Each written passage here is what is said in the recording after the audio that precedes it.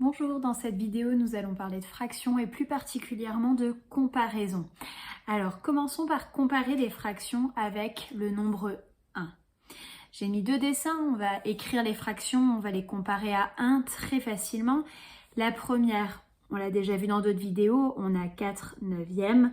On voit qu'on a colorié beaucoup moins que 1 carré, donc cette fraction est bien sûr inférieure à 1. La deuxième fraction, on l'a déjà vu aussi, on a des quarts, on a 5 quarts. Et on voit qu'on a colorié plus que 1 carré, donc notre fraction est supérieure à 1. Et on remarque quelque chose d'assez logique. Si le numérateur est plus petit que le dénominateur, ça veut dire qu'on a colorié moins de morceaux qu'on en a dans un bloc. Donc forcément, on est plus petit que 1. Et dans le deuxième cas, si on a le numérateur qui est plus grand que le dénominateur, ça veut dire qu'on a eu besoin d'un deuxième bloc et donc on dépasse 1.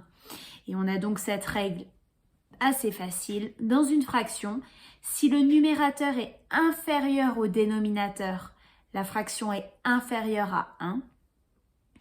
Et si le numérateur est supérieur au dénominateur, alors la fraction est supérieure à 1.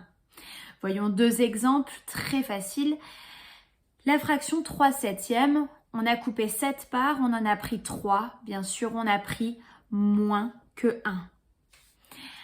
Dans le deuxième cas, on a coupé en 5, on a pris 12 morceaux. Pour prendre 12 morceaux, si j'ai coupé en 5, j'ai besoin de bien plus que 1 bloc. Et donc, c'est supérieur à 1. Voyons maintenant comment comparer deux fractions entre elles. Et on va s'intéresser à deux cas spécifiques. Le premier avec le même dénominateur et on verra juste après ce qui se passe quand on a le même numérateur. Alors, deux fractions, je vais pouvoir les écrire. On a coupé en 6. Dans la première, on a 5 sixièmes. Dans la deuxième, on a le même découpage et on n'a colorié que 3. Évidemment, 5 sixièmes est plus grand que 3 sixièmes. On voit bien qu'il y a beaucoup plus de morceaux coloriés à gauche qu'à droite. Et donc, on a une règle toute simple. Si deux fractions ont le même dénominateur, donc le même découpage, la fraction la plus grande est celle qui a le plus grand numérateur, évidemment. Des exemples, 2 tiers et 7 tiers, évidemment. Si je coupe un gâteau en 3, si je mange 2 parts, j'ai mangé moins que si j'ai mangé 7 parts.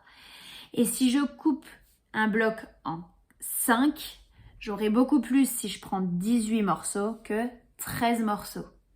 Donc ça, c'est les cas très faciles. Et là, on va voir un cas qui n'est pas plus compliqué, mais qui est juste inverse au niveau du raisonnement. Donc, il faut faire bien attention.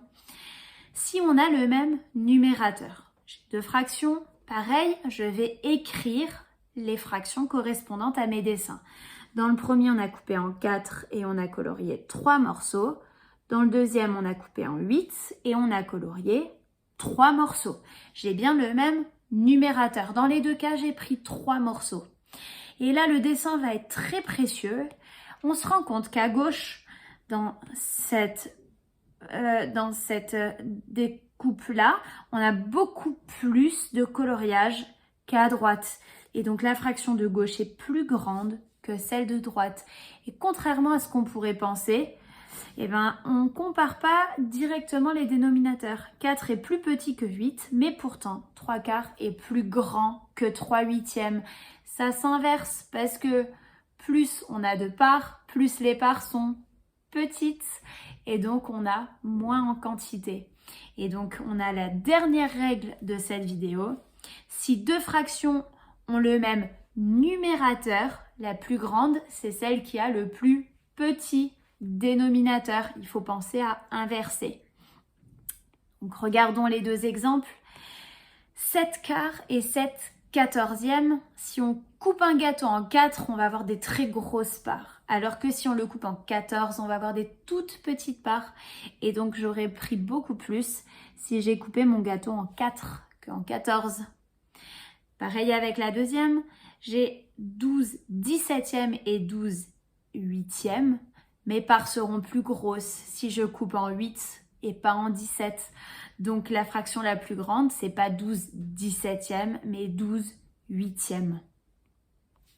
J'espère que c'était clair. Bon courage pour les exercices.